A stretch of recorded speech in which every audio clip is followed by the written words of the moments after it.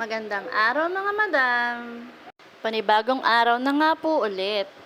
At ngayong araw nga ay nagplano akong sumama kay mama at sa pamangkin ko para maghalo-halo daw sa bayan. Aroy, pa-cravings pang nalalaman.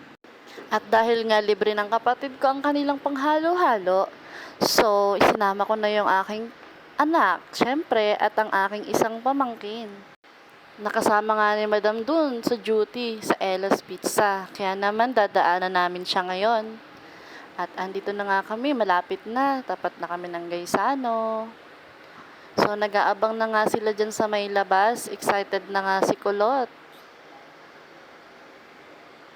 Aba, hindi ko lang alam kung anong gusto, Jollibee o halo-halo. Kaya naman, tingnan naman ang pagka-excited niya.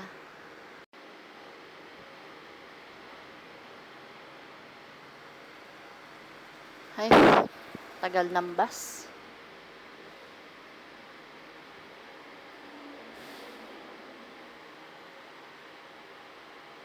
At ayan na nga siya, aba, tumatalon-talon pa. Pati naman yung mama, excited din. Ayan, nandyan na siya. Excuse po sa mga paa.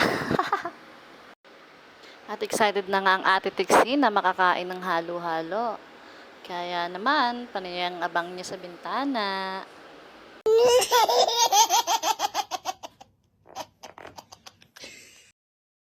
So dahil inabot na kami ng magtatanghali, dinala ko muna sila dito sa Jollibee para kumain.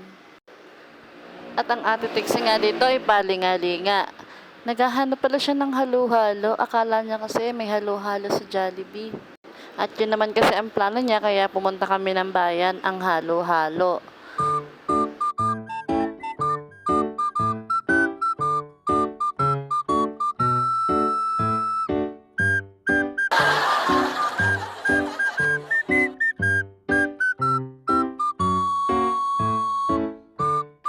Naku, ang isang ang batang ito hindi ko maawat-awat sa kanyang pinagagagawa. Talagang gustong-gusto niya talaga yung gravy ni Jollibee. At nang matapos nga kaming kumain, ay sunod naman namin pinuntahan ang shop na ito kasi papabutasan namin sila ng tenga para malagyan sila ng hikaw. At nang dito na nga kami, so namimili na nga kami ng hikaw na para sa kanila. Ayan. So nang lalagyan na nga siya ng tanda sa tenga, ayaw niya na magpalagay, ayaw niya nang butasan yung tenga niya, takot na siya. Kasi ginaya niya ang ate niya, natakot na rin. So ayan, walang nangyari. So nagplano kaming pumunta ng Unitap para naman makapag-enjoy tong tatlong to. At ayan, tricycle na nga kami papunta ng Unitap. At nagpaplano akong paglaruin sila dun sa playhouse ng mga bata. At nandito pa nga lang kami sa labas. Naku, hindi na magkaintindihan tong tatlo na to. Kung ano nung pinagkukuting-ting. Sobrang mga kaiingay pa. Ay naku, ano ba yan? Parang nagkamali yata ako ng plano. Nakakapagod pa ng bantayan tong tatlong to. Pero ang mahalaga naman doon, ayan, tuwang-tuwa silang tatlo, nakagala silang tatlo.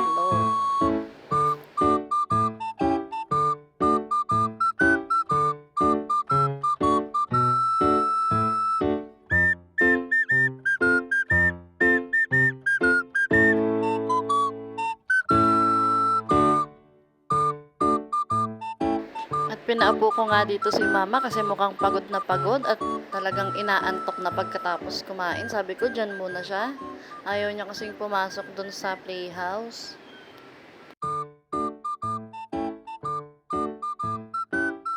At na makapasok na nga sila sa loob, naku po, hindi ko na sila mahagilap at kanya-kanya na silang takbo. Hindi na maintindihan kung anong uunahin laruin.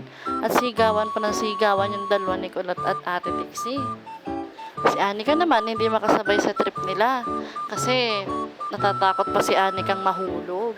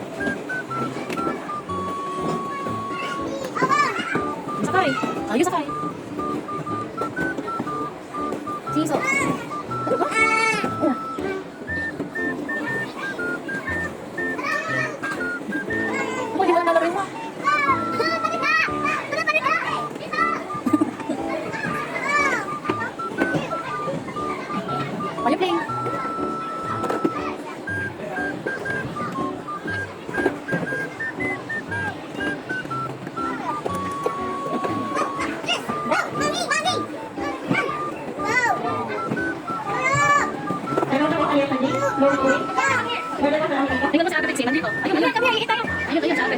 Ayun, sa ate, oh. Ayun, ayun, ayun, mag-iisay sa ate, oh.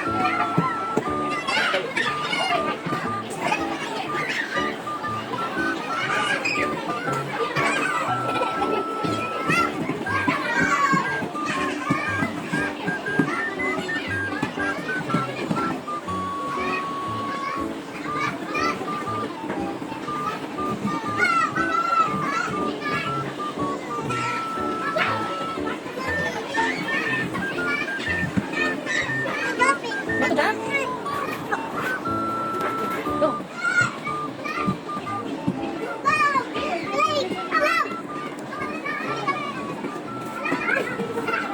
Mag-isasaboy, hama po puwing.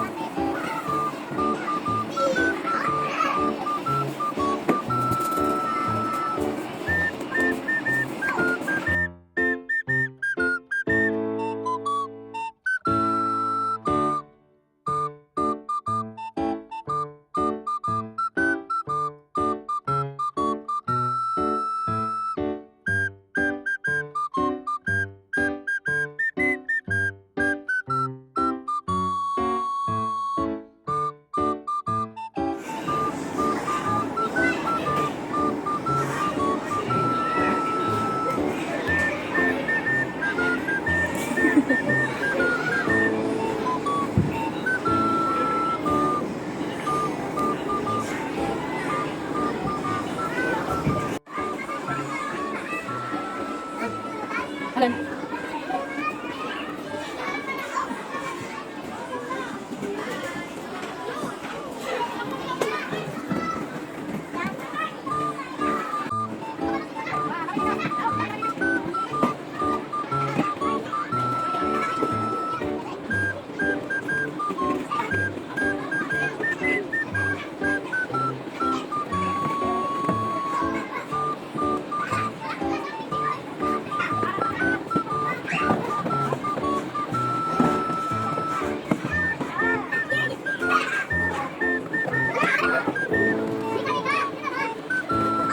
Dapat tayo makinig ka.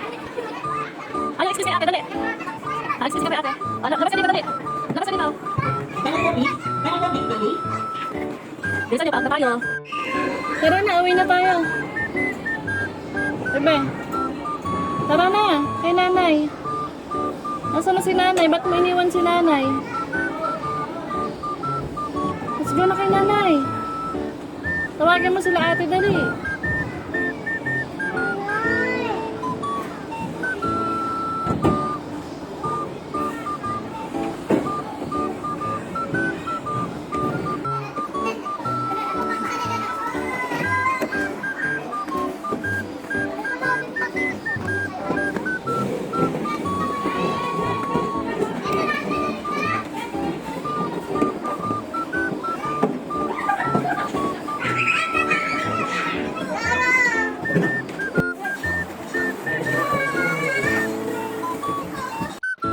nila maglaro ay dinala ko sila dito sa Chowking, New City para maghalo-halo at ayan, happy na nga sila at nakapaghalo-halo na. At hindi na nga ako nakapag-video dito at dahil hindi na kinaya ng powers, nalobat na. Sunod na lang ulit. Salamat mga madam!